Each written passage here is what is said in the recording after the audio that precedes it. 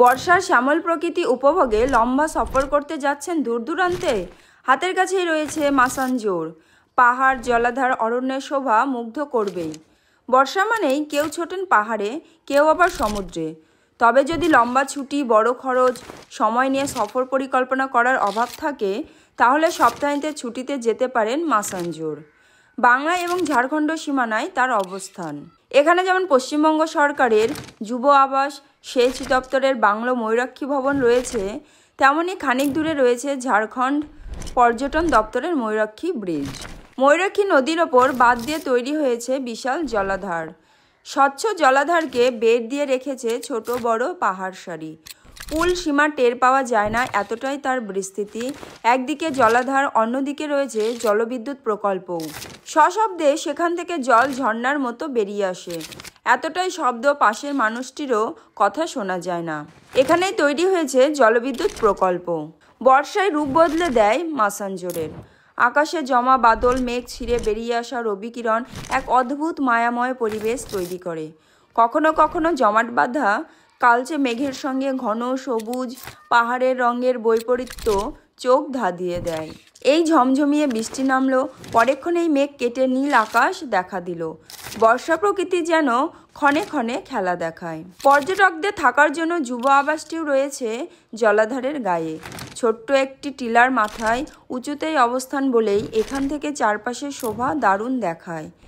লোহার ঘোরানো সিঁড়ি দিয়ে আবাসের ছাদে উঠলে চোখে পড়ে জলাধারের সুন্দর দৃশ্য। যুব আবাসের ঠিক নিচে জলাধারের ওপর চলে গিয়েছে লম্বা সেতু। সেটি যে পড়ন্ত বিকেলে এক অনন্য সাধারণ ভিউ পয়েন্ট হয়ে ওঠে বলার অপেক্ষা রাখে না। যুব আবাস থেকে 2 কিলোমিটার মূল রাস্তা ধরে গেলেই বোটিং পয়েন্ট।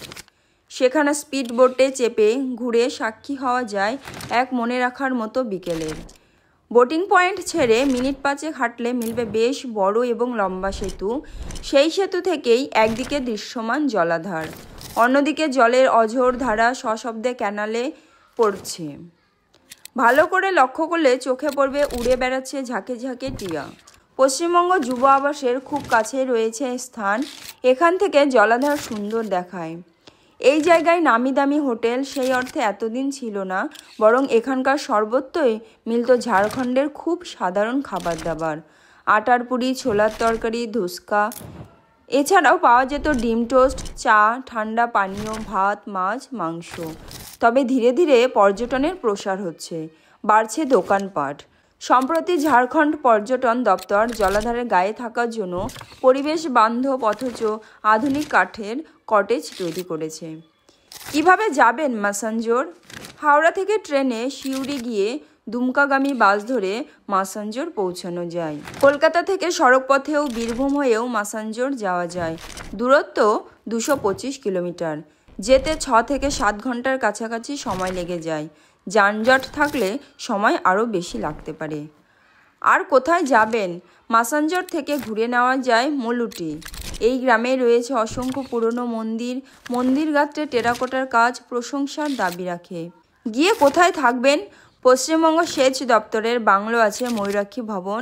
এখানে থাকতে গেলে অবশ্যই আগাম অনুমোদন দরকার হয়। আছে পশ্চিমবঙ্গ যুব আবাস, মৌলালির দপ্তর থেকে সেটিরও বুকিং হয়।